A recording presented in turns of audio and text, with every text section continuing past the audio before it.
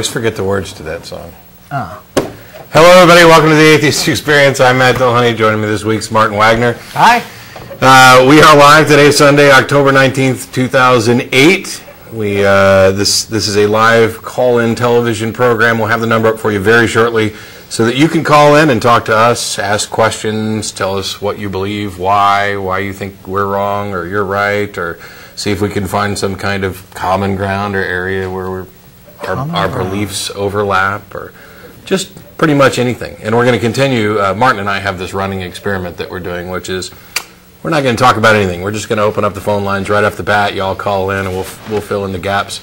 And hopefully in the new time slot and on the new channel, because for those of you in Austin now, in case you're watching a rerun, Atheist Experience is now on channel 16 from 4:30 to 6 p.m. every Sunday. Kicked us around again, eh? We did that voluntarily. Oh, okay. We chose to do it because 10 had a more limited reach and the caller volume had dropped off in that afternoon. We thought we'd go back and try this slot. We'll see how it works. We're sponsored by the Atheist Community of Austin, a nonprofit educational organization promoting positive atheism and the separation of church and state. The ACA has weekly meetings every Sunday at Romeo's on Barton Springs Road beginning at around 11:30. Except for the first Sunday of the month when we host a lecture series at the Austin History Center located at the corner of 9th and Guadalupe. The lectures begin around 12:15 or so. And the second Sunday of the month is the ACA board meeting. All members are invited and encouraged to attend the board meeting. It's held at Romeo's just after the regular lunch now. That time it has shifted. As of this last board meeting, we voted on that. Yeah, I guess a lot of the Sunday activities now are, because of the pushing back of the TV slot. There's a little bit more freedom in the earlier part of the day to do stuff. Yeah, we had, mainly it was kind of a semi-selfish thing for myself and the people on the TV crew, where if we got up bright and early for a board meeting, then did the brunch, and then you've got like a three-hour gap or something where you're stuck downtown if you live up north or down south or whatever. But so we're live again today, and the audio portion of this program is available as a podcast and download. The video portion is available on Google Video. For more information, you can go to atheist-experience.com. You can get to that from the ACA's website, which you see there, www.atheist-community.org. There's a lot of information there about the group, including upcoming events, some of which I'll mention here very briefly. And also a frequently asked questions page for the questions that we are frequently asked. Frequently asked. That's not to prevent you from calling in to ask whatever you want. You can feel free to do that. There are very common questions that come up over and over again from people who have never spoken to atheists before and find us all very puzzling. Don't you feel sad that you're not going to live forever? Well, in addition, living forever would get kind of boring after a bit. I would think so. Yeah, I would think that life's value is also increased by the fact that it ends at some point. But we can perhaps get into that. What would you do for your 1 billionth birthday? We did Goofy Golf last year. We went bowling the year before. Right. The strip club year before that. What's new? Let me finish up the rest of our announcements. We're already starting to get calls, and we'll get into it. One cool thing that's starting today. Today? It is. This very day. Although we don't expect that it'll be used much until next week, because this is for out-of-town people. Are we streaming? We are streaming, ladies and gentlemen. Finally, they got that going. There's the graphic. Right there is the address. It's www.ustream.tv/channel/the-atheist-experience. Awesome. And we should be streaming at this very moment. We were streaming, and we might even, if we get stuff set up, we might be convinced to do some bonus material for people who tune into the stream early, since we're able to stream before we're actually on the air. Well, that's something. I'll be sure and get that info up on the blog too. If I wish it. So, and there's no guarantee that stream won't cut out, die, freeze up. It's all very new to get garbled. It's hit or miss. I was getting ready to ask you just about that very thing. How is the getting set up to stream? Because there's so many emails. We did it ourselves. Going, I'm in Finland and I want to see your show. The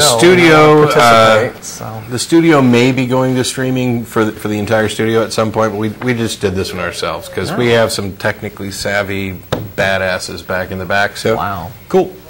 The Atheist Community of Austin, in addition to sponsoring this program, also sponsors a bi-weekly internet audio podcast called The Nonprofits. That one streams live every other Saturday from 2 to 3:30 p.m. We were live yesterday. We don't take calls during that program. We are going to take calls during this one. We do, however, run a chat program in conjunction with the show so that people can interact, and I don't know, some people have developed drinking games for some of the things that you can find out. For more information about the nonprofits, you can go to nonprofitsradio.com, and you can also go there to download the older editions and see if there's anything there that you hadn't heard yet or you might like. In addition to the ACA website, if you don't get through on the telephone today or you don't want to, you can email tv@atheist-community.org. That email goes to myself, most of the co-hosts, some of the people behind the scenes.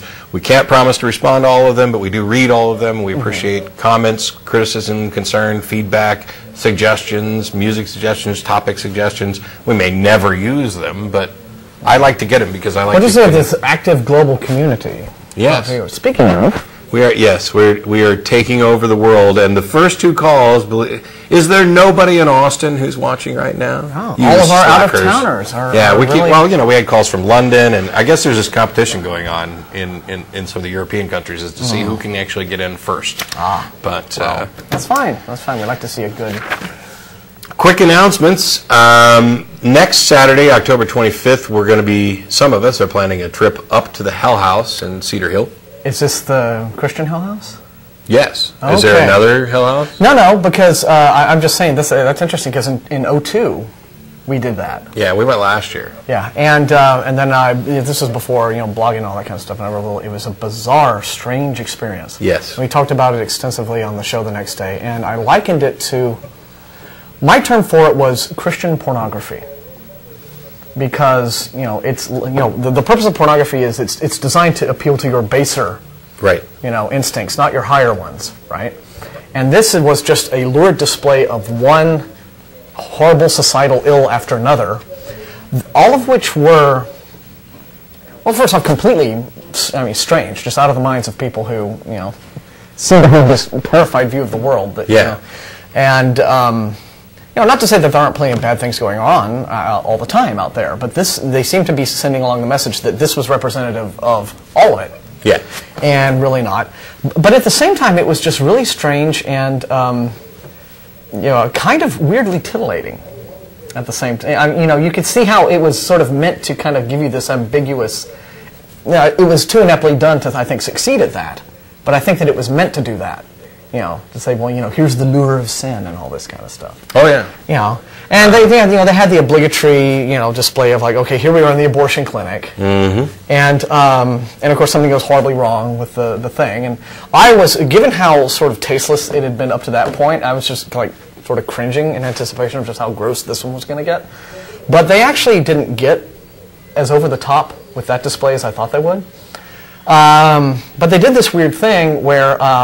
When the abortion went awry, that they kicked on this strobe light. And I'm like, well, there's your problem, right? Okay, if you go to an abortion clinic that uses strobe lights, okay, that's probably not going to be a very safe procedure to go to terminate your pregnancy, right? So it was very easy to just kind of do the whole MST3000 thing the whole time you went through it. Okay, and it was very strange and very funny, and so I hope you guys enjoy it because I'll be out of town for this one. Well, I go for a couple of reasons. One, I go so that we have something to talk about. But two, like last year, I wore my God It's Just Pretend t-shirt, which of course prompts a lot of conversation while we're up there. I wore my ACA t-shirt. I've just been told that despite what I said a minute ago, we are streaming audio only today. The video is evidently cutting out. So don't get too excited. But then it says we've been cutting in and out significantly, but then it says problem resolved. I guess who knows? Yeah, they'll explain. Hey, at least we got the sound. It's folks. Free and it's beta. Yeah, and none of you even knew we were doing this, so I don't want to hear the complaints yet. Anyway, ever actually. Who knows? Maybe we'll get That's the point of the show. Maybe we'll call up and complain. I know. Maybe we'll get it sorted out. The big thing is that next Sunday, October 26th, is the Texas Free Thought Convention. If you are in the Texas area, whether you're Dallas, Houston, Austin, San Antonio, anywhere, if you can get to town at Schultz's Beer Garden next Sunday, there is the Texas Free Thought Convention. It's going to be hopefully a very fun and pleasant kind of social engagement, but also there are some guest speakers. I'll be going down there to speak for about 15 minutes or so before I come back down here to do the TV show. So my next Sunday is book solid. Really busy. But we're really looking forward to it. And my understanding is that there's already plans to do it again next year in San Antonio, and we'll find out more about that as we know. Neat. See, we've gotten so off topic, I've forgotten half of the announcements. Damn it. I know. Why don't we talk to our pals? Because I have to finish the announcements. Why don't we talk to them first and then do announcements? I mean, because I have to finish the announcements. But is there a hard and fast rule that says announcements are always first? There is, and the reason this hard and fast rule exists is because people whine about the announcements. So if I spread them out, I have to put up the pause. I didn't mean to put up the pause bars for you people who are fast forwarding. Gotcha. Quickly, in addition to the other events that the ACA sponsors, there's a number of social events throughout the week, including Atheist Happy Hour at the Dog and Duck Pub on Thursdays at 7 o'clock. Dog and Duck's located at 17th and Guadalupe. And when this program is over, we get together for dinner at Threadgill's on Riverside. We're on until 6 o'clock, and we'll be down there for dinner around 6:30. So any atheist or atheist-friendly person is welcome to come to any of our events. You do not have to be a member to attend, as long as you're coming down for pleasant conversation and food, and not to preach, proselytize, or provoke. And I'm going to spell food PH, just so I've got the full alliteration. Yeah, PH. Yeah, you're welcome at that. Let's go ahead. We're going to go ahead and start taking calls because we've got calls coming in from outside of the country. We have Maureen in Ireland. Yes, hi. How are you? Hi. I'm okay, thank you. Yeah, I'm calling from Belfast in Northern Ireland. Hi, we're sorry to keep you on hold so long. Don't worry about it, it's okay. Okay. I'm actually just calling to say that I've been watching your show for a while now, and that I've been really enjoying it, and it's actually really refreshing to actually see something American that's actually coming into Europe that actually shows Americans as critical thinkers and not just as evangelical, crazy. Yeah, our reputation has been sort of tarnished in the last 8 years, hasn't it? Yeah, maybe because of Bush. Yeah. Well, we definitely appreciate the call. We love hearing that. Whoever thought? I mean, when the show started, it was, Austin only. We start putting up podcasts. So occasionally we get video up on the internet. I don't think anybody really anticipated this sort of response. We didn't have so many international fans. So yeah, the first time I ever saw you was on YouTube, and it was because of a caller who asked why you didn't get electrocuted in the shower. Yes. I think that was the most funniest thing I've ever heard in my entire life. It was on my short list of funny things too. Yeah, that's definitely that's a classic AE moment. He's a caller who called in a number of times, and I miss him. I guess we probably ran him off a little bit. Did you shut him down? Yeah. So how's everything in Belfast? Tell us. Rainy, rainy and cold, and generally very rainy. Yeah. Well, so winter's come early for you. Or I guess no. This is probably about how it is over there at this time of year, right? Well, I'm in my last year of university. I'm looking forward to actually moving to Norway with my husband. Wow. And that is a good secular country right there. Yeah. Norway. Yeah, they are very. I'm quite happy about that. They are very liberal, and I believe I was watching a documentary about them not so long ago, and they're conservative. What would be what you would call the American conservative, or sorry, the American liberal would actually be the Norwegian conservative. Yes. Wow. Yeah, and so the life sentence over there is, I believe, 15 years, and it's not actually all that long. Yeah. But they something like a 95% literacy rate in the country, and it's they all learn to speak English at the age of 10 years old. Yeah. Wow. Yeah. I mean, don't get me wrong. We talked about this a number of times. I'm very happy to be living in the United States. I'm proud of my country. I'm proud to have served in the military. But I am no fan of blind patriotism, regardless of where you live, and these absurd notions that we're the best and we're the best in every category. I'm sorry, if you actually look at the data, it may be the case that there's potential to be the best. Yeah. But in a number of categories, there is no such thing as the best in several different categories. In the United States, we've had problems specifically in the education area, and there are plenty of countries that score better both in education and health benefits and sure. all these different things that factor into kind of determining the health of a particular society. And I'll say it all. I'm the only reason, not the only reason.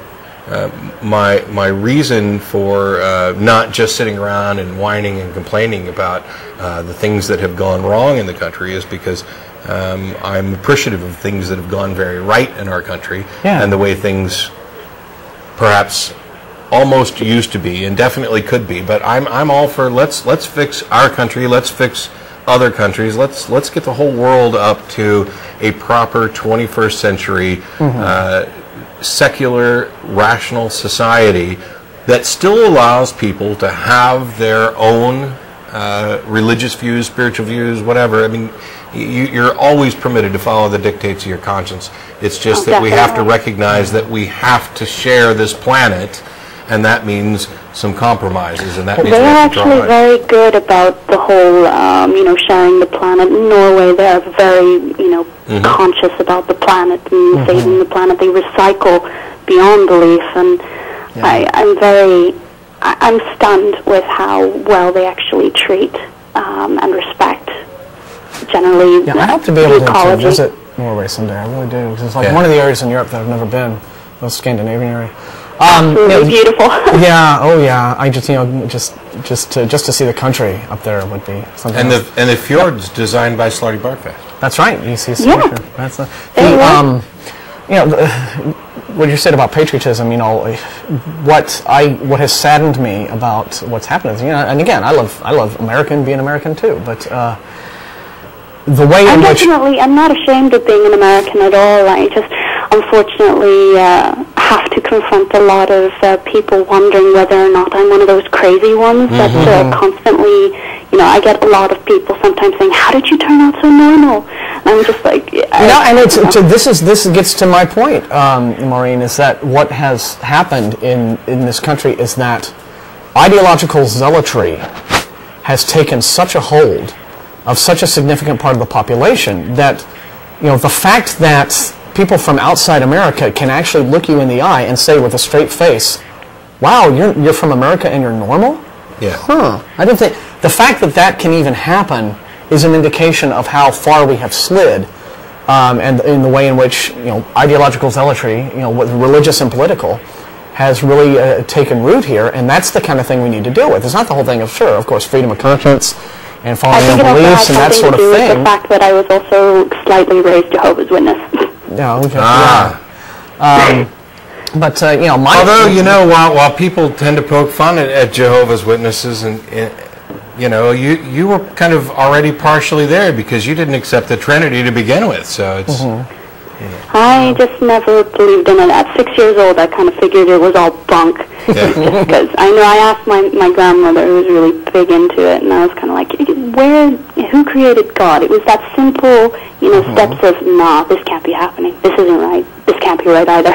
Yeah. It's just. And I often have wished that it would have been that simple for me. Unfortunately, it wasn't. So. And for lots of people, Well, my view is, a patriot, in my view, a patriot is somebody who is willing to stand up when something is going tragically wrong with your country and say, we got problems and we have to fix them. And part of this, the ideological zealotry that I was talking about is this whole idea of that roughly half the country has embraced now of, America right or wrong. And if you say one word in criticism, you're somehow anti-American or you're in league with terrorists or whatever. And it's just stupid. Who was it Voltaire who said that patriotism is this crazy idea that your country is the best in the world because it's the one you were born in? Yeah, and I think too many people take patriotism as just this form of, an extension of their egotism. And I don't know, to be quite honest. I mean, living outside of America, you tend to realize some of the things that benefits that you don't receive from the government over in America, and it really saddens my heart at times, thinking how hard my friends actually have it sometimes. And I tell them about what I experience over here in Europe, and then try and tell them about, the benefits of, social medical care, and, how I don't have to worry about such a large, I think it's about $14,000 worth of 3 years of studying over here in the United Kingdom, where my friends are like paying $50,000 for all of their education, and they just, I believe that my friend Joe, who's in the military, it's even worse for him because he is so, I can only say it's like he has been in a way, brainwashed to believe that his hard work is, the holiest thing. Right. And that, the less you work, the less you're entitled. It's really, he works like 70 hours a week, and I actually worked less than him and was earning in and around the same amount. Yeah. A lot less than him, actually. It was about 16 hours a week. Yeah, that's a whole lot of, I think, that's a very prevalent attitude over here, which is, I think it's tied into that Judeo-Christian work ethic, where, just slave away for, all your life, and this somehow entitles you to things. And then when you don't get those things, you're like, but wait, and it's. Yeah, for all of you who enjoy an 8-hour workday, I think it's worth noting that you have the great agnostic in part to thank for that. Colonel Robert Ingersoll, among his many essays and lectures in opposition to religion and Christianity in particular, had a very famous essay called 8 Hours Must Come, where he was advocating the reduction of the normal workday to 8 hours to make things far more civil and reasonable and beneficial to everybody. Because if you're working 12 to 16-hour days, what time do you have to spend developing family bonds, raising your children, taking care of your home? If you become this, I'm going to work all day, come home, grab a bite to eat, go to sleep so I can go work all day, come home, go to and what are you working for? What are you working to build? It's actually really discouraged over here to have more than one job. If you actually have more than one job, you will be taxed half for the other job. It's more so that you're encouraged to get one job that will pay you well. Yeah. And there probably are some jobs that will do that. And the problem with a lot of the job market in America is, you get nickeled and dimed to death. It's sort of, if you can't land some sort of white-collar career with a handsome salary, there are a lot of people out there who are trying to scrape by on $9, $10 an hour, and it just doesn't work, with what things cost over here. Well, Maureen, we really appreciate you calling in. Yes, thank you so much. Thank you very much. Have a good day. Bye. You too. Bye-bye. We've got, is it Andrew? You there? Yeah. Hi, you've been waiting a while. Thanks for waiting. Yeah. I just want to say, I haven't been able to watch the show today, but I just watch them on the internet. I'm from Canton, Ohio, and it's funny that the girl that was just on, she stole the words right out of my mouth about one of the first videos I saw was that guy asking why you don't die when the sun goes down, and why you don't get electrocuted if you have bioelectricity in your, that keeps you alive, and I just. She stole the words. I mean, I just thought that was the funniest thing in the world that anyone could really think that. And you start to realize once you do this for a few years that you think you've heard the craziest stuff ever, and then someone else calls. And I think that caller, if I'm remembering right, I don't do that well with names, but I think it was JR, and he called frequently. And one of the reasons why. It's very rare that we would take action to block somebody from calling or say don't call again. But I always encouraged his calls, not because I was anticipating something that would be particularly funny or viewed as stupid, but because despite the fact that he seemed to lack some understanding in specific areas, he did seem at least partially open to asking the questions and having those questions addressed. And it's nice and a bit of a coincidence that those calls ended up on a YouTube clip that prompted so many other viewers. But there are other people. I'm much more concerned, not so much about somebody who isn't up enough on science to know why you don't die when you get in the shower. I'm far less concerned over those individuals than I am for the individuals who are adamant that they are right, that they have the moral high ground, that they are the chosen people of some divine being that is lifting them up to be an example to the world, that they should therefore disregard the rights and freedoms of others. and then enact legislation that does Yeah. that. Those are the people I'm far more worried about. Right. The people who are teaching their kids things that, you know, may make them eventually ask questions like, you know, why we don't die when the sun goes down, because they're not teaching their kids how to think, they're just teaching them what to think and filling their heads full of, you know, there's a magical being in the sky who loves you. Yeah. And it kind of concerns me. Oh, go ahead. I'll let you finish. I'm sorry. I was just going to kind of say, like, one of the major things is, like, I'm surrounded by people nonstop, like, where I work and in my day-to-day, and they look at me as, like, I'm the crazy person. Right. Or not thinking that there's some magical being who had to create everything, but he didn't have to have a creator. And I just think that a lot of it is because there are people out there that are so dumb that think, or uneducated. Some of them I just think, no matter how much you try to teach them, they're not going to get it. But others, they're just not educated, and that's what leads them to believe the crazy things that they do believe, is because they have no understanding of how anything works, and like a lot of them don't care how things work. And it's just sad to me that, you know, people say, look, I've heard a lot of times on a lot of your guys' shows that I watch, like on Google, look at the birds and the trees, and they say look around, and it's like, no, I don't think you've looked around. Realize how huge the universe is and appreciate things like that, and then re-ask yourself, is like this little planet really that you know, significant that, I don't know, it's just What's everything else for? Well, I mean, it's the whole matter of, you know, people want answers. They don't necessarily want to work for them, though. They don't necessarily want it to be a difficult study. And the thing about having a real science-based, fact-based understanding of the world and the universe we live in, it's incredibly rewarding, but it takes a whole great deal of study.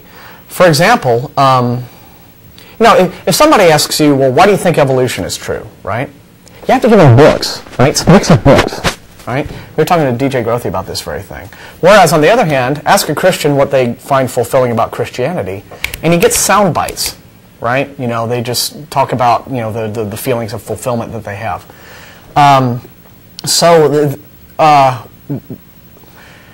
When people look for some sort of meaning and understanding in the universe, you know, what religion hands you is this convenient packaged set of answers that, in addition to being fairly easy to grasp, well, there's a God and he did all this, and it's a way that people can project themselves onto the universe, right? God is essentially an idealized human self-image, right? It's this sort of image of perfection that people want to aspire to, want to believe that they really, really are deep down inside, and they want to project that onto the universe.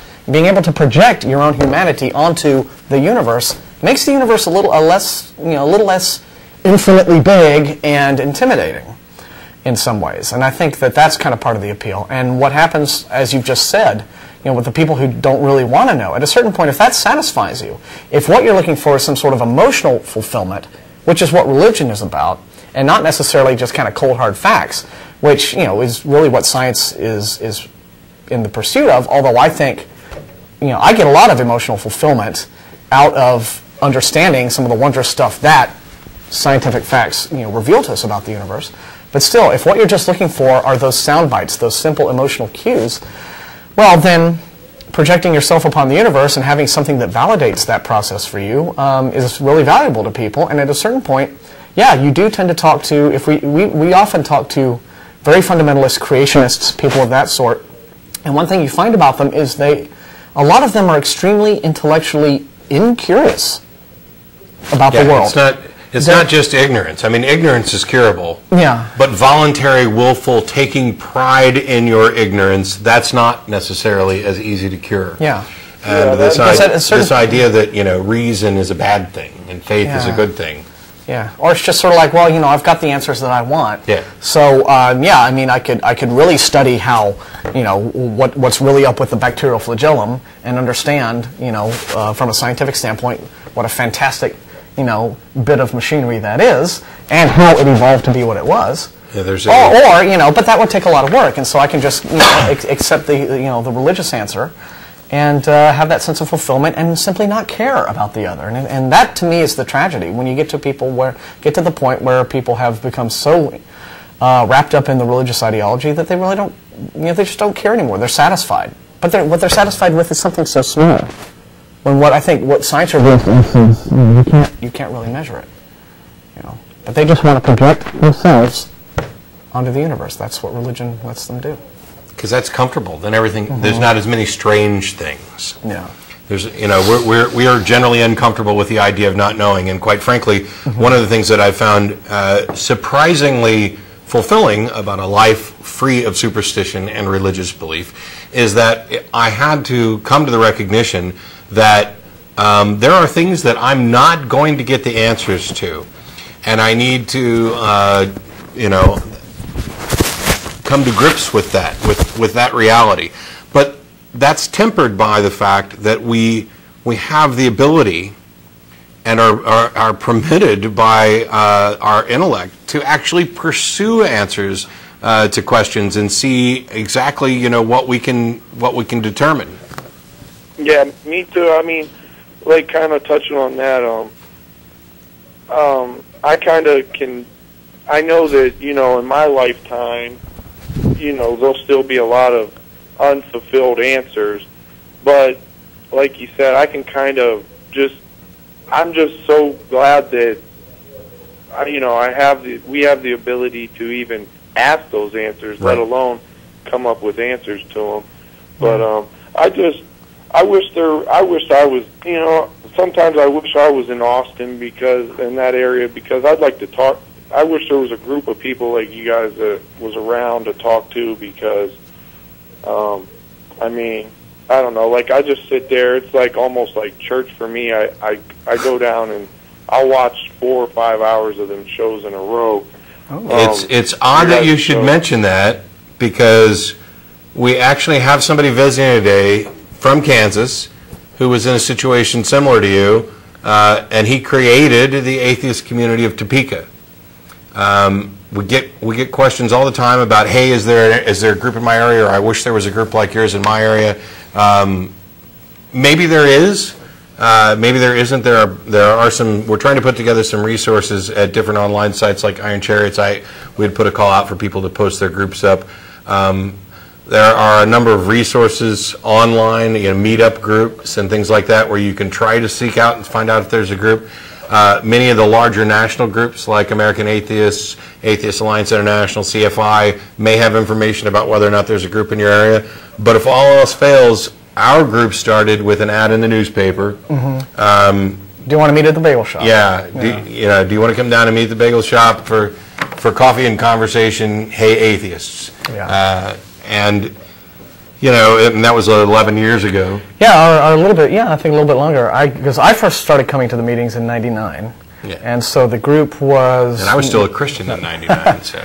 And that really was for the first several years of ACA being together. It was folks in a bagel shop. Yeah. And then by that time they had started up the television show, and we're starting to kind of expand the outreach a bit. But I remember talking to Jeff D about the very, very first bagel shop meetings, and how it was this very, very small group of people who had come out, and they were a little bit timid. The idea that some of them were afraid that any minute now, just the Christians with machine guns would burst through the doors and mow them all down. But it grew from that to what it is now. With the show and the podcast and going out and having an international audience. So I guess if there's anybody else out there, any watching the show or watching us on Google in Canton or Columbus or anywhere in Ohio, send something into the TV show, and we'll let people know what Ohio atheists are up to, if anything. Which we've also had to do for Japan now. Sure. And as a reminder, even though all of our calls so far today have been from out of town, if you're in the Austin area, after the show's over, we get together for dinner at Threadgill's. We're on until 6 o'clock. We'll be down there around 6:30. Any atheist or atheist-friendly person is welcome to come. If you're in a position similar to Andrew's, where you just don't get the opportunity to visit with, have social time with people who share similar views, have similar values, prompt some interesting discussions. It is not, the The ACA is not an all-boys club. It's not an all let's bash Christians all day long club. It's whatever anybody who happens to show up makes it. So if it's if we're at a nice friendly dinner, I'm not saying debates don't occur, and I'm not saying that religion bashing doesn't occur. They definitely do, but we usually get enough people so that you can find somebody that you can have an enjoyable conversation with, regardless of. Yeah, well, I mean, there's so many other things to talk about. I mean, we all have lives during the week, and, and many other interests, and some of us have lives during the week. Wasn't going to say anything. I'm sorry. That's okay. This is my entire life. I can be defined with one word: atheist. There's nothing else about me. I am just a superficial. We just store you in a pantry in the studio. I'm stuffed over in a closet. I don't. We just pull you out on Sunday afternoons to do this. So. And how would I know if you didn't? I mean, if you had like the technology. Never mind. You see, that's a philosophical conundrum.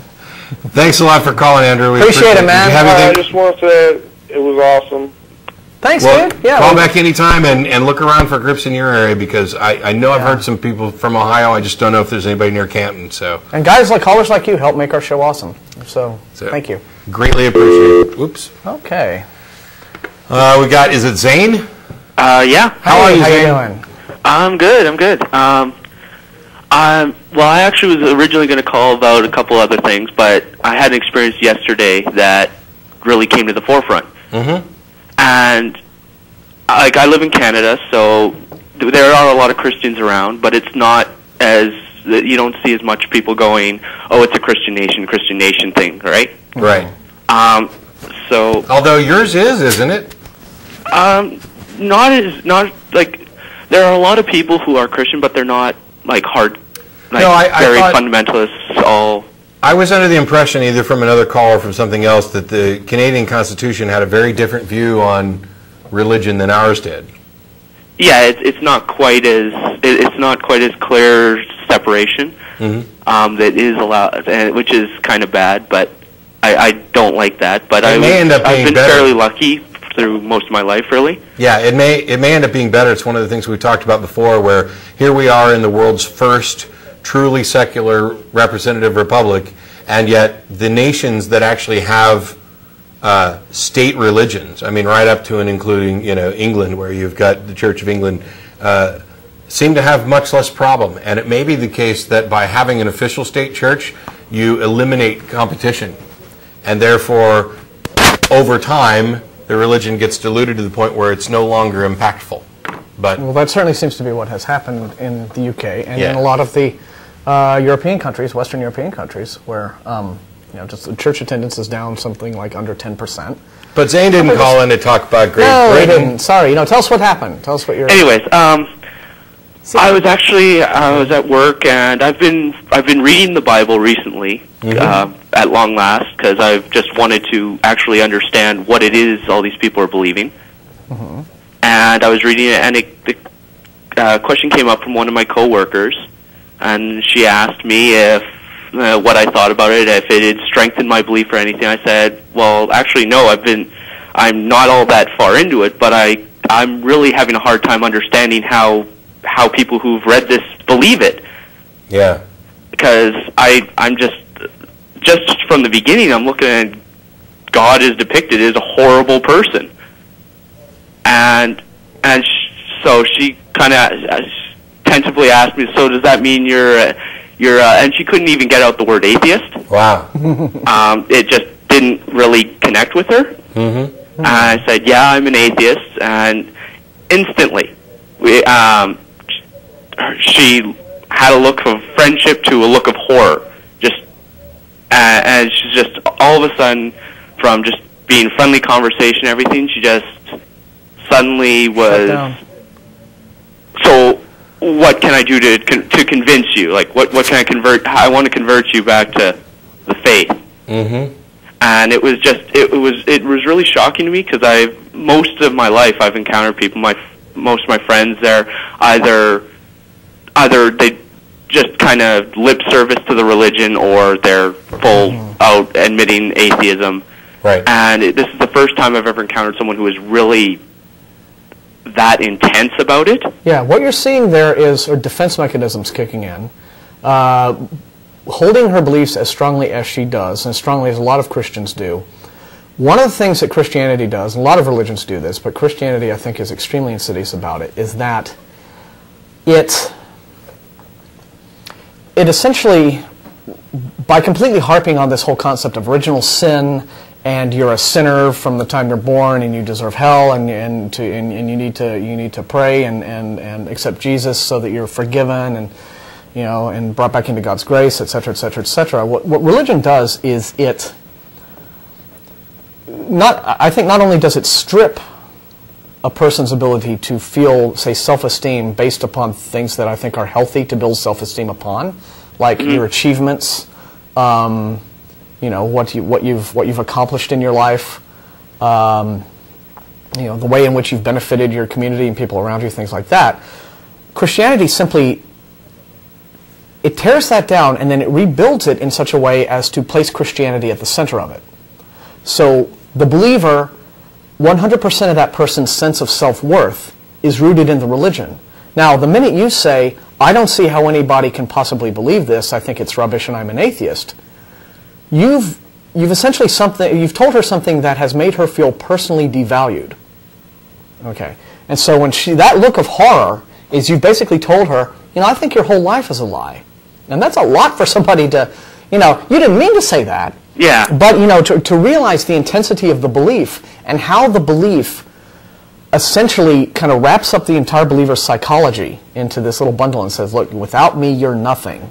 That's the message. That's Christianity's message to its believer. Without this, you're nothing.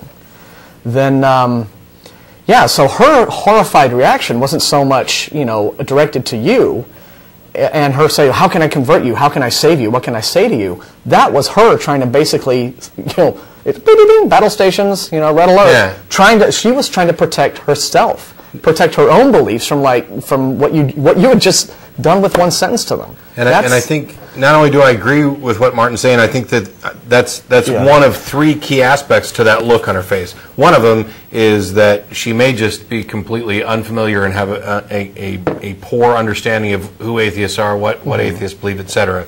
But to kind of tie into something Martin said, she might have in that moment realized, and this is going to be insulting to most of you Christians out there, but I was a Christian for 25 years, and I can tell you that from my experience, what I'm about to say is absolutely true, and I think most of you know it. What she probably realized is that while she can talk the talk and do the game really well with other believers, and with people who are already predisposed towards belief, people who have been essentially taught by their parents and society this idea of deference towards religion, she can talk a good game to those people. Which camera is it? You guys are switching the lights. I'm all confused now. Yeah. Anyway, go on. Anyway, she can talk a good game with regard to those people, but she's never had to face anybody who had a legitimate objection to her beliefs. She can't defend in the type of position that you've put her in simply by saying, I'm an atheist and this seems unbelievable to me. That's something that most Christians, when they witness, don't ever have to deal with. Yeah, and that's because... That makes a lot of sense, actually. Yeah. Christian culture is that instant. I'm sorry, I don't mean to interrupt, but I was just going to say something. Look at Christian culture. You have Christian pop and Christian rock concerts, right, and you have Christian novels and Christian coffee houses and Christian businesses. There's even a Christian Yellow Pages so that Christians can know what the Christian businesses are to go to if you need a Christian plumber. All of this building up of a Christian culture that allows them not to leave, Joe, I'm sorry, Joe. Oh, yeah, right, anyway. This just serves to insulate them in that way that you were describing. Yeah. So that when they finally meet somebody from outside, it's like, what do you mean? That's just what Noah's Ark? That's rubbish. Come on, how did they scrape the poo? Right? And then oops, does not compute. That really just sort of flips them out. My favorite thing is the traditional story about Jonah and the whale. Mm-hmm. When you say, when you make an objection and say, oh, come on, now, do you really believe that a guy lived in the belly of a whale for 3 days? I'm not even going to put a number on it. A good chunk of the time, what I hear from these learned Christians is, well, the Bible doesn't say whale, it says great fish. Oh. Well, wait a minute. That makes much difference. Yeah, so great fish. Oh, okay. Yeah, they don't excrete digestive juices in their stomachs. See, quite frankly, between great fish and whale, I think I'd at least find whales slightly more plausible because it's at least a mammal, and maybe there might be things about the mammal that might help, keep a human alive. But maybe God fused his, blood system in with the whales. But now you got him in a fish? Are you kidding me? No, it's silly. I mean, they don't even bother to realize that the thing that people are objecting to, the actual absurdity of, it's like they didn't hear you. They don't, oh no, it says great fish. Like, that makes more sense. Yeah. With all the defenses that I have heard of, 2 Kings 2, chapters 23 and chapter 2, 23 and 24, the whole bit about God sending the bears to slaughter the children because they made fun of Prophet Elijah's bald head, and I've heard that bunch of children described as a gang of youth. Yeah, like something like they're Crips. Yeah, right. Yeah, they're sort of the ancient Crips or something like that.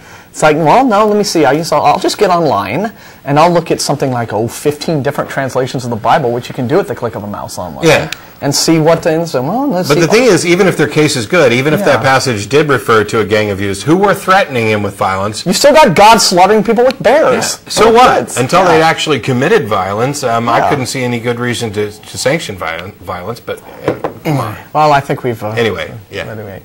Sorry to sort of like just. We stole your whole call, Zane. You got any last minute stuff? Well, I do have the other thing that I wanted to before I had this experience was I always hear the argument like it's not every single Christian whatever, but you get them. They say God is everything, and I go, well, if God is everything and you worship God, then you worship everything, and if you're worshiping everything, presumably you're worshiping everything equally, because otherwise it's kind of saying, I worship God, but I worship his right pinky a little bit more.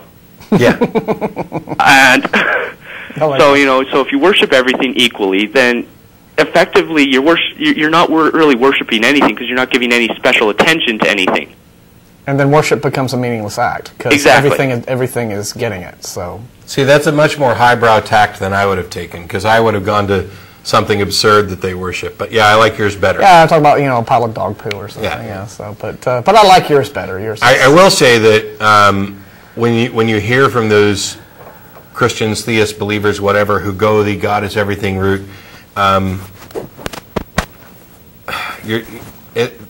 there's a friend of the show. I hope George calls in. I'm going to wait because there's a chance that he might, and he can give his analogy for the plane crash that he told me about the other day. But essentially, they've chucked so much of their religion, and they're desperately trying to grasp on to anything that makes some sense to them and keeps something special and sacred, because they can't jettison all of it. And my question is, why not? Why can't you jettison all of it? What is it?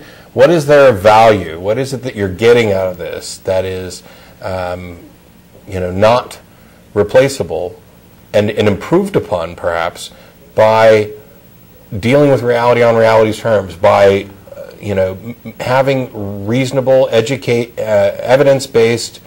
But you're asking them there now to take an intellectual assessment of their beliefs, and at that point, it's no longer about that with them. Like I said, it's the without this you're nothing, the emotional washing of the reason they can't jettison all of it is because it's personally devaluing. They've chucked themselves out.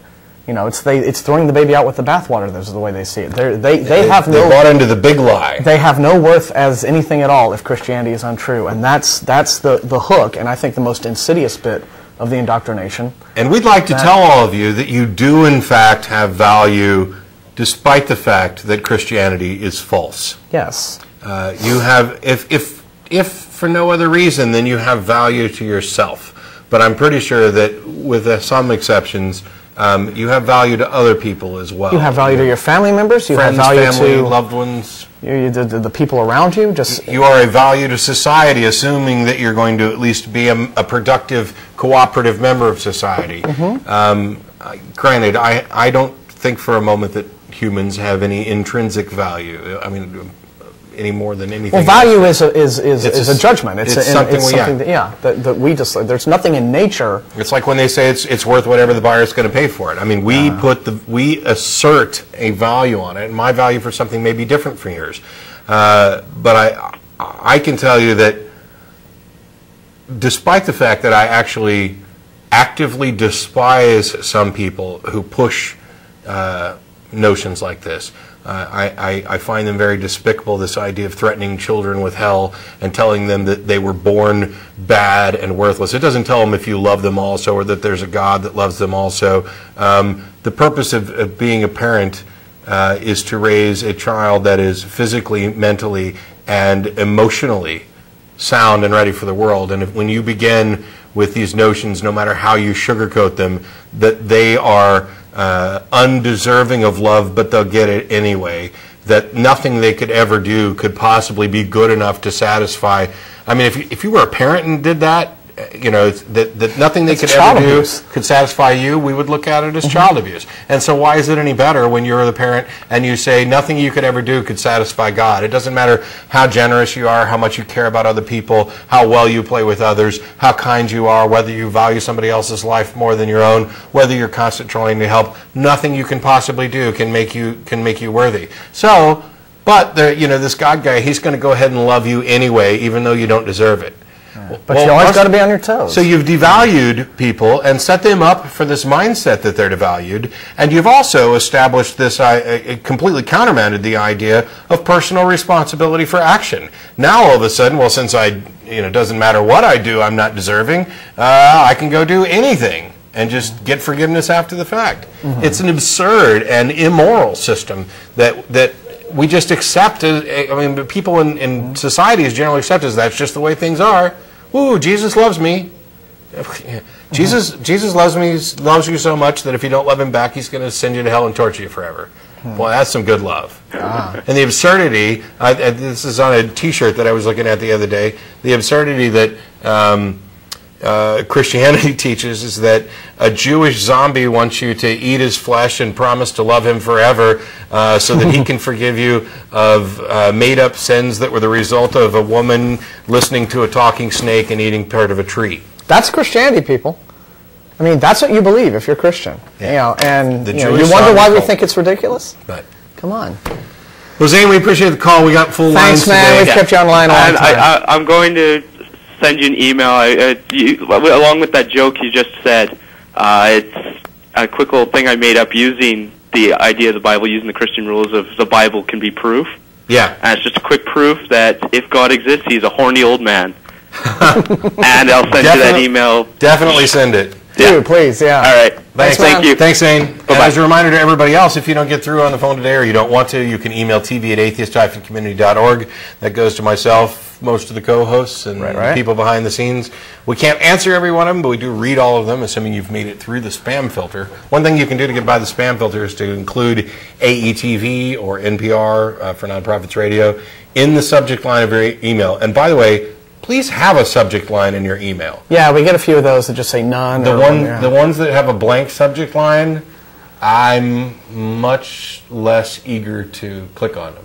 If you can put up something and don't try and draw my attention by referring to like nude women. Because I think that most of the no subject line emails we get are from Christian viewers, and I think that they don't want to have a Christian topic in the line and think we'll ignore it for that reason. Yeah. But what makes you think we would do that? By all means, those are the ones we would read. Yeah. If you want the numbers, if you actually were able to come and read through my email, I think you'll find that the people who are more likely to get a response from me, and are more likely to have a long, drawn-out conversation. Not the people who agree with me. It's the people who disagree with me and do so in an open, intelligent fashion so that we can have a communication. I mean, there have been times on the show, you've done it, I've done it, Jeff D's done it, where the calls may get a little nasty snide. There may be some condescension, arrogance. Sorry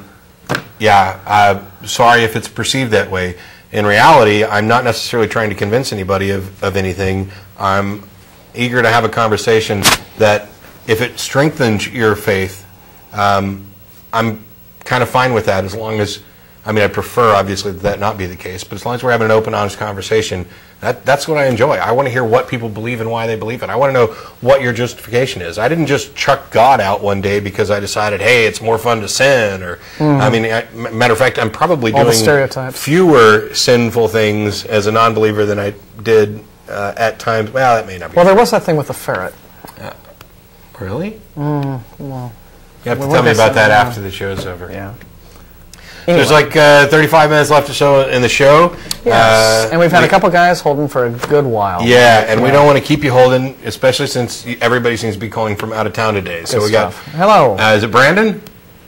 Hey, fellas. How you doing? How are you? Hey, what's going on? We're good. Same old, same old. Man, let me see. Hey, you're in Austin. Sir? You're here in Austin? I'm in the capital city. You are the first Austin caller of the day, so welcome. Ta-da! However, I am a believer. Okay. And I just kind of, let me just say, I listen to you guys every Sunday.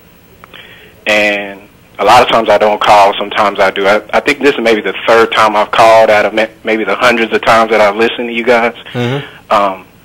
I do love intelligent conversation. I just love, I'm a lover of conversation. Okay, let me just get that We're out. in the same boat there, brother. And I was listening to a couple of calls, especially starting with the young lady from, was it Belfast? Yes. That's right. And I think the call after him, and I just kind of took a few notes. And one of the things I wanted to say is that everybody's zealous for something, not just Christians. It seems that the attitude is that Christians are they're the only ones that want to impose their beliefs on you. I think everyone wants to impose something on someone. To tell you the truth, guys, I think impose is the wrong word to use. You know what I'm saying? Because I feel like you guys are on TV and you're preaching your message. That's your message that you're preaching, that, right. hey, well, we're I think we have atheists. to draw the distinction between the kinds of people who want to impose and people who are simply out there speaking their minds with passion and conviction. I mean, there's probably not so many folks out there who want to do the impose my beliefs thing, although there certainly are some, and they tend to be the ones that give all the rest of the crowd a bad name, whatever crowd they represent. Right. And certainly we don't mean to imply that we think Christians are the only people out there being zealous about stuff. I mean, there's certainly enough, Islamic suicide bombers out there to make that, certainly a false assumption. And there are people of any sort of, whether you have ideological fixations on some sort of political belief or philosophy or what have you, whether you can be libertarian, this, that, or the other. If anybody can get passionate enough about anything. Yeah, I wouldn't confuse passion for zealotry, and I'd also say that we need to be distinct on this idea of imposition. I would never act to legislate my personal beliefs onto other people. I would never act in such. I would never encourage or support legislation that made, for example, religious worship illegal. I'm in a position where, yes, I would like to possibly change people's minds, although it's not necessarily, the only motivation for doing this. But that's an exercise of free speech, an exercise where somebody's following their conscience. But I would never impose my beliefs on anybody. My position is that our government was founded as a secular government and should return to being a secular government where neutrality is the rule with regard to religion. It's all in the hands of the individual citizen, how they choose to worship or not, Yeah. what faith or belief or practice or church they wish to belong to and follow. Right. And I don't mean to cut you guys off. I want to be respectful to you, just as I would want you to be respectful to me. Well, we thought that was a good point you brought up, though, was that to clarify all those concepts. I'm sorry? I said, but we thought that the reason we responded to you just then was because we thought that was a good point you brought up. The whole, Right. Yeah. Because I'm trying to be respectful of y'all's time, because I know you guys got a lot of people. No, that take wanna some more talk. time. Go ahead. Seriously, no, talk about what you want. We took some of yours. You can have more. Yeah. Now go ahead. Well, like I said, I just wanted to say, that everybody's zealous for something. I just wanted to point that out. And then another thing I wanted to say is that respect is conditional. I mean, a lot of times we hear everyone, be it Christian, be it non-Christian, whatever you are, we're always saying, let's do something, let's talk in a respectful manner. However, it's conditional as so long as you believe what I believe, there'll be respect. No. Well, hang on. Can I tell you why I feel like that? Sure, Yeah, please. yeah, please. Okay, the reason why I feel like that is because I have been listening, and just hear me out, fellas, just hear me out. the reason why I say that the respect that you guys have is conditional is because there have been a lot of half-truths, not even half-truths. There have been a lot of slanderous things made about believers, like some of the statements you guys made. Come on, man. It's like, tell me one. I mean, this is, to me, just let me get this out.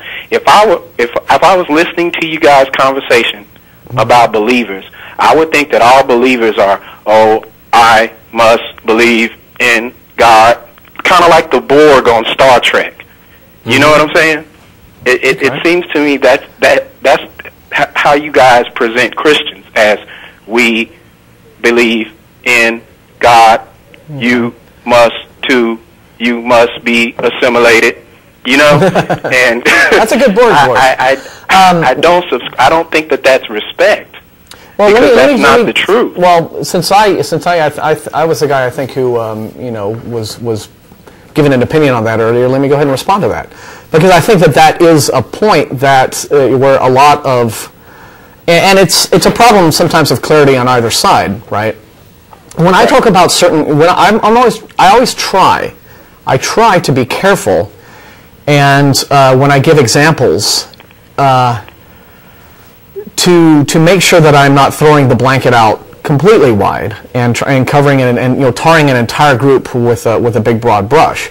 For example, earlier I spoke about Christians who are so wrapped up in their beliefs that it's a matter of the self-esteem issue, where without the belief they feel that they have no self-worth. Now I didn't mean to imply that I think perhaps 100% of Christians are that way, but that was an example that I gave in response to the caller from Canada, who was talking about a woman. This was a specific individual who had a certain reaction to him describing himself as an atheist, and so I tried to respond by saying, okay, now with that reaction, what you're seeing is this kind of symptom.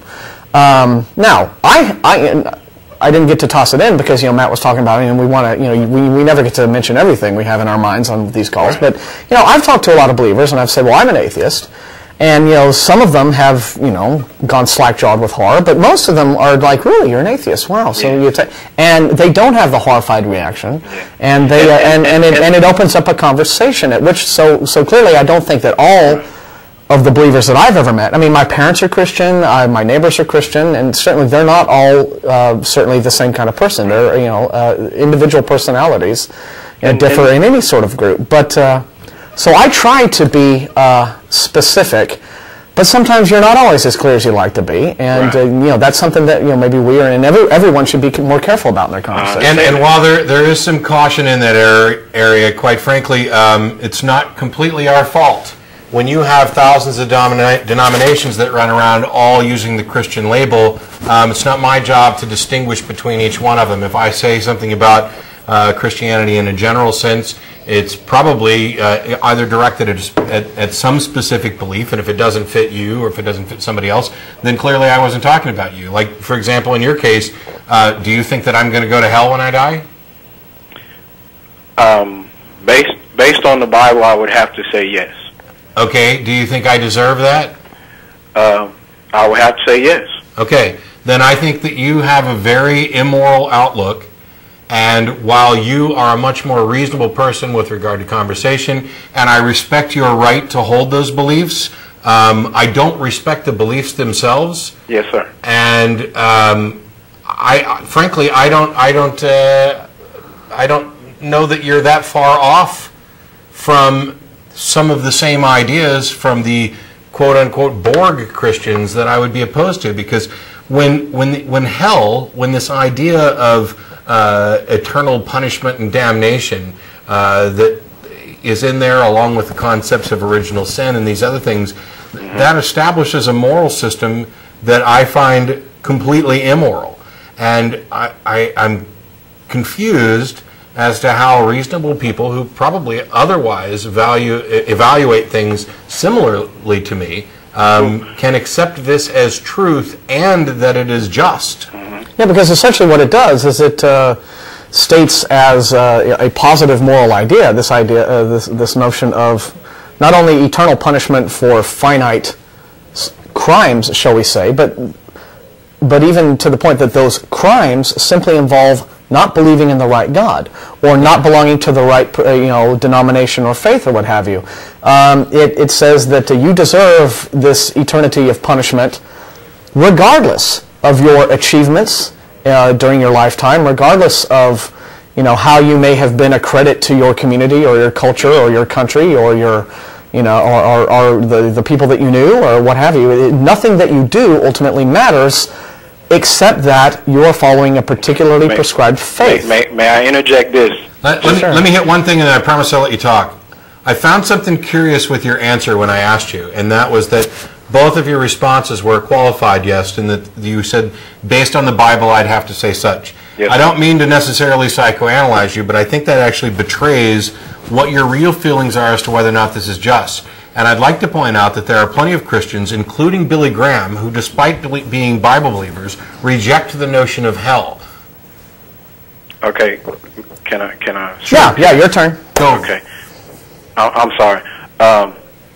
When I said based on the Bible, I guess the reason why I said that is because I'm a believer, and I have accepted the Bible as unadulterated truth, and and I believe the same thing. I mean, Matt, I see a lot of times, especially your whole thesis thing is just tell me why you believe. It's not about arguing. It's not about saying what's wrong and what's right.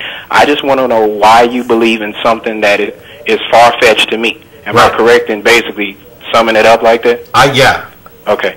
And all I can do, really is just tell you why me, as a rational thinker, I like to say I have some intelligence. I'm not all intelligent, but I have some intelligence. I'm sure you're plenty intelligent. Yeah.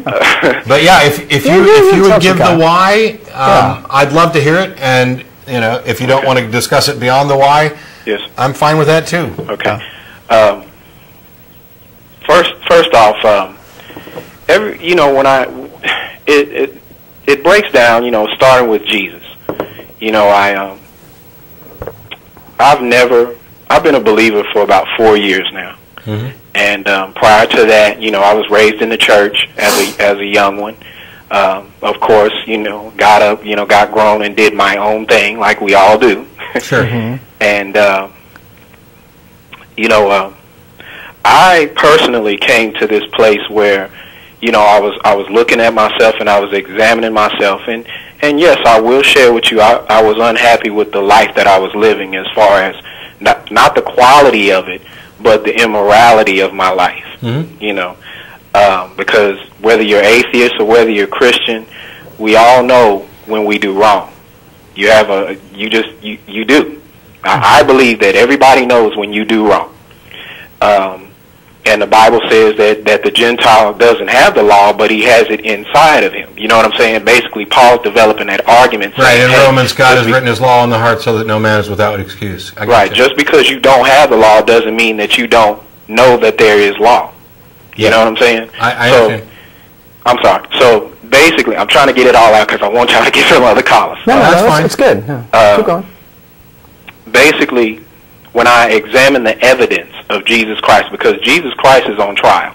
He's on trial with every one of us. That's the way I look at it. And at the end of the trial, you have to declare him three things. You have to declare him Lord, liar, or liar. C.S. Lewis. Right. And there's a fourth option, by the way, legend. Or legend. Exactly. Okay, I'll give you that. But I chose Lord, and I'm still choosing Lord because it's not, Christianity is not, here's that word, we have to say religion. Because when I say religion and you say religion, we may have two different meanings to what that word means. You know what I'm saying? So I'll use the word relationship so we won't get anything twisted or we won't get confused as to what we're saying. Sure, you're going to divorce your personal relationship with Jesus, your view of Christianity, you're divorcing that from organized religion and standard views of religion. I got you. I'm saying that, this is what I'm saying in a nutshell. I'm saying that I have a relationship with Jesus based on the fact that I believe that he did live the life that he lived, death, burial, resurrection, and that he died on the cross for my sins. Because I heard that it was said that one of you guys, maybe it was the caller or you two guys, I don't know which one it was, I was taking notes as I was listening. That's okay. And someone said Jesus sends people to hell for not loving him. That's inaccurate. And I want to clear that up. God sends people to hell for their sins. Isn't Jesus God? Yeah. Jesus is God. Yes. Is it, So there you go. is it a sin? Is it not the only unforgivable sin to not love God? Yes, that's the only. Then I'm right. Then God is sending people to hell for not loving him. Let me get this out. Okay. I mean, okay. Yeah. I think we're all aware of the O.J.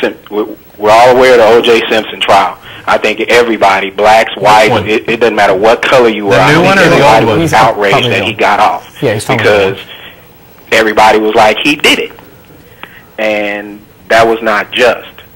And I hear you guys speaking that. Well, what about let me just throw Oprah Winfrey out there. She's a very prominent figure. Everybody knows who she is. She does a lot of great things for people. Yeah, Brandon, I'm sorry. I don't want to interrupt you, but it does seem now that you're kind of starting to go around on tangents, and so maybe if you could try to focus your thoughts to a point. Yeah. Okay, I'm sorry. And here's the thing. Maybe this will help. Maybe it won't. I was looking for the reason why you believe, and so far, all you've said is what you believe. You believe that Jesus lived the life that is recorded, but you haven't said anything about why you believe. The closest thing you've done. No, that's fine. I'm just saying the closest thing that you've done, and I'd be happy to address this at a different time, is to say that we all have some, or appear to have, some sense of morality, and since the Bible says God's written his code on everybody's heart, you tied the two together and accepted that it's true. I'm just wondering if that's the totality of your reason, or if there's actually more. Well, I once again, forgive me, because I'm trying to force everything out, and sometimes when you do that, you're going to make some mistakes. That's fine. Please forgive me. No. That's fine. We're just trying to we want to kind of get you to the. And I am. I was rambling. I did go on a tangent. 18 minutes left for the caller. So go ahead. Yeah. Basically, why I believe is I see his. I'm in a relationship with him. It's just like you and maybe someone you have a relationship with. I can't really comment on your relationship because I'm not a part of that relationship. You may say, oh, Susie loves me or John loves me, and but I can't say, no, he doesn't. No, Susie doesn't love you. No, John doesn't love you, because there are personal things that I've seen in my life that he's done in my life that only he could do that have made me declare him the Lord that he is over my life. Give an example of one thing that only Jesus can do that you could not do. That is specifically taken place in your life. Okay. Well, let's see. I got a lot, but well, just give us the best one. Well, the best one is I honestly I was a lot like Paul in the Bible. I had no taste for Christianity. I had no want for it, no desire for it. A lot like Matt. Actually, that's nothing like me. I was raised a Baptist. I was a fundamentalist Christian, and the reason I'm an atheist today is because I decided that I had perhaps been running away from a call to the ministry and decided to go ahead and study. And my purpose in studying was to counter atheist arguments, to become a better witness, to lead more people to Jesus. I was not anything at all like Saul. Okay, maybe I'm saying that because now you are like Saul to a degree. Okay, so instead of going Saul to Paul, I went Paul to Saul. Gotcha. Right. That's why I'm using that analogy with you. Except that I'm not running around persecuting Christians. I'm just trying to get them to stop persecuting everybody else. Okay. Well, back to what the gentleman in the black asked me. Martin. I'm sorry. That's all right. Okay. Basically, like you, I you weren't interested in Christianity. Got it. Okay. Right. So and based on the scriptures, it's really hard to get someone to understand. It's kind of hard to get you to understand when you're on the outside looking in on something. And basically, I can just tell you the little things that God does for me each and every day. I've experienced answered prayer. Let's just throw that one out. I've experienced answered prayer. Like what? Like just praying for basic things like, hey, if this doesn't come through, Lord, I'm in trouble. Something like that. And the only way it could have possibly come through is intervention from a God. Yes. I mean, it couldn't have just happened any other way? Or it couldn't have been something that you were working towards that, came together through your efforts? Maybe to, the outside looking in, but once again, I mean, I believe that God is the source of all good things in my life. So it sounds to me, and this is just to try and sum this up, and I'd be happy, because we're almost out of time, I'd be happy to have you call back in any other week and continue the conversation. But it sounds to me like what you're saying, that when Martin asked for the one thing that Jesus did for you that couldn't have been accomplished in another way, evidently your only answer was that Jesus made you go from not particularly caring much about Christianity to caring. That was I'm sorry. The one biggest thing, if you want the one biggest thing, Matt, is He saved me from the penalty of my sins. That's the biggest thing that I can be saved from. How do you know? How do you know that there's a penalty, and how do you know that you've been saved? I know because here it is, and I know you guys are going to laugh because I won't laugh. No, we won't laugh. Just tell us. It's by faith that faith are the hands that grab the promises of God. So basically you're saying you believe it without any evidence and you don't need to. Well, there's plenty of evidence. What evidence? That's that's what we've been trying to get at all this time. All right, and for me the evidence is when I look at, and it's nothing new, guys. This is nothing new. When I look at the earth, when I look at creation, when I look at the beauty of creation, when I look at the creativity of a zebra who has stripes that are they're like fingerprints. No zebra has the same stripes. When I look at that intricate creativity, it points to an intelligent creator. Okay, here we go. Yeah. So when we look at the birds, look at the trees. And so you don't think that this is anything that could have possibly occurred by natural? No.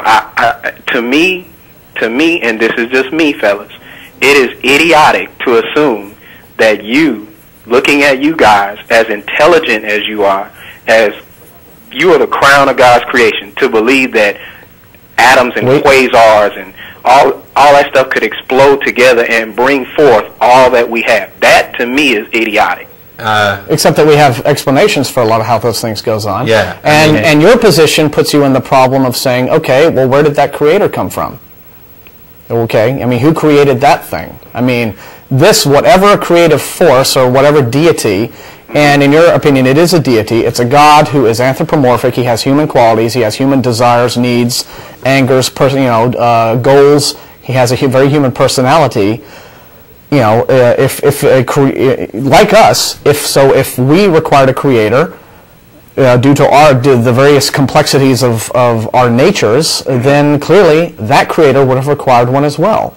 So what created that creator? Right. So and also, I mean, there's the absurdity of, I don't think, this is a problem for everybody, including myself. We are really bad about grasping vastness. When you actually get to realizing how insignificant we are, and our planet is, and our solar system is, and even our galaxy is within the span of the universe, it's absurd to make these claims that we are this high exalted special creation of God. 1,000,000 seconds is about 11.5 days. 1 billion seconds, and all we did was change the M to a B, is about 32 years. And 1 trillion, I mean, that's just one step further, is about 32,000 years. Right. These are things that people don't really grasp because it's million, billion, trillion. It's like they're just numbers at that point. Our deficit's only 10 trillion. Right. Well, would you rather be in jail for 11.5 days or for 32,000 years? Right. This is something John Allen Paulus has brought up over and over again with regard to innumeracy.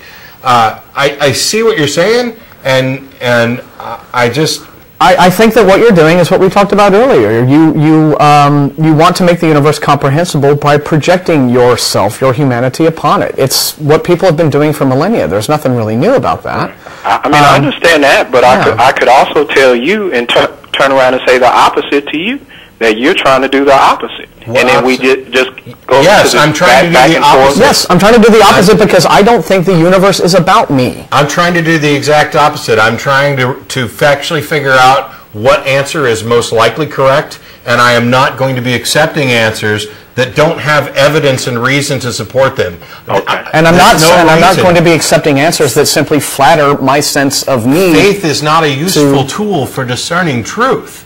I say this. the reason that I'm talking to you is not to get you to accept what I'm saying. You asked me. I know. We were looking for your reasons, and now what we're doing is we're just giving your opinions of our opinions of the explanations you've given us to explain why we disagree. Okay. And then one last thing, and I'm going to go ahead and let you guys go. Like Matt, you say that you were a believer, and upon deeper study, you were like, okay, this is nonsense. I reject this. Yes. To me, by definition, you're not even an atheist. You're living in rebellion. See, once saved, always saved, so I'm safe, right? No, because this is what I say, and I'm only saying this to you because I know you know Scripture. And there's a passage in the Bible where Jesus told the Pharisees, he said, you search the Scriptures diligently because you think they give you life, but you don't come to me. And I would say that you were never a Christian. Okay, you're not alone. And you know what? I've had family and friends tell me that. And if your definition of Christian is someone who had a personal relationship with Jesus, then I'll agree. I was never a Christian. But the reason I'll agree is because I don't think you're a Christian either, and I don't think anybody's a Christian by that definition, because I don't believe he exists to have a personal relationship with. I understand. And when you talked about being able to assess my relationship with, let's say, Susie, and how much you wouldn't be able to comment on how much Susie loves me, the fact of the matter is I can introduce you to Susie. Right. You can meet Susie and talk to Susie. It's not like I'm saying I have an invisible friend named Susie and she loves me. Okay. Yeah. Well, faith can introduce you to Jesus. Yes, faith. You know what else faith can do? What's that? Anything. Yeah, faith can make you crash an airplane into the World Trade Center. But Faith can make you do all kinds of crazy nonsense. Faith is the ability to believe something without evidence to support it, and in spite of evidence to the contrary. Yes. You believe that you are the special creation of God despite the evidence for the Big Bang cosmology, for evolution by natural selection, for the vastness of the universe, for the fact that 99.999999999% of the universe could not support human life, and yet you think all of this was created for you. No, that's not what I said, Matt. That's faith. Let me clear that up, Matt. Okay. That's not what I said.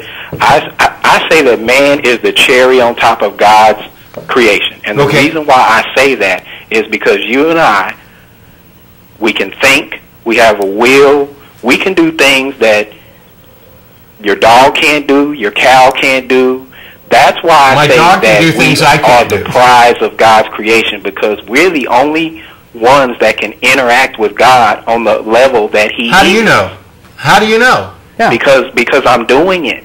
What about the rest of the universe besides our pale blue dot? Yeah, I mean, how do we know that there isn't other life out there that is higher than us? What makes you think that we're the pinnacle of anything? And if you do think we're the pinnacle of anything, then you're agreeing with me that the rest of the universe was essentially created for us. We're the pinnacle.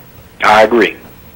Okay. Well, then I think that you're doing what I described. You think the universe is about us, about you, and you are projecting yourself upon it. You take to comprehend it. I'm going to go ahead and let you go, Brandon. I apologize because I'm going to actually talk about you after I let you go. But we enjoyed having your call, and call us back and email us. Call back anytime. You take exception to my statement about the absurdity of thinking that the universe was created for you, with you in mind, and then after saying you disagree with it, then you say you agree with it. You accuse us of misrepresenting Christianity and then lying by saying that Jesus sends people to hell for not loving him, and then when pressed, the fact of the matter is you believe Jesus is God, God sends people to hell, God sends people to hell for sins, and the greatest sin of all is not loving him. So I was right in the first place. Yeah, I mean, if you'd actually listen to what I say and concentrate on the objections that are being raised and not try to color them with the glasses of faith.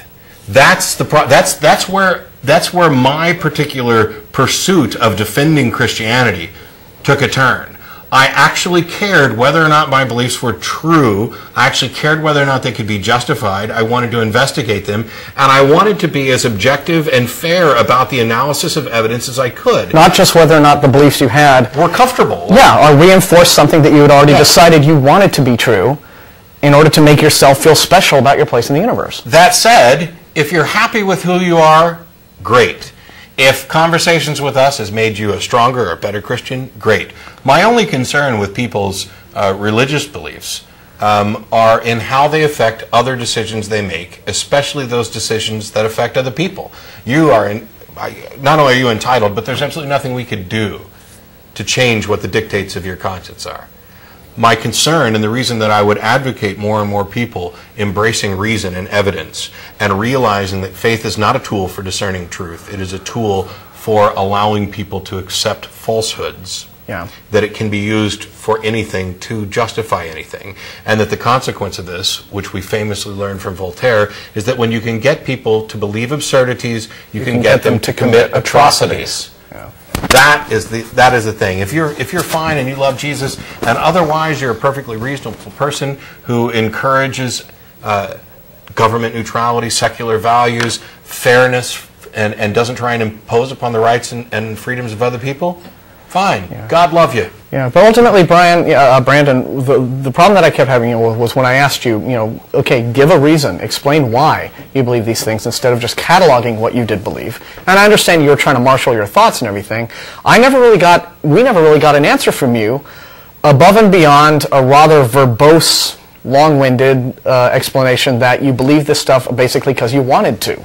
So yeah, feel free to call back. Put in an email if you want. I'd be happy to talk to you. That seemed to me like your reason. It's just this is what you preferred to believe because it made you feel better about lots of stuff in your life. But we're down to just like 2 minutes left. And we've got all these guys been waiting, and we're so sorry. But that was a good. Mike, hang on. But we got Sue online. How you doing, Sue?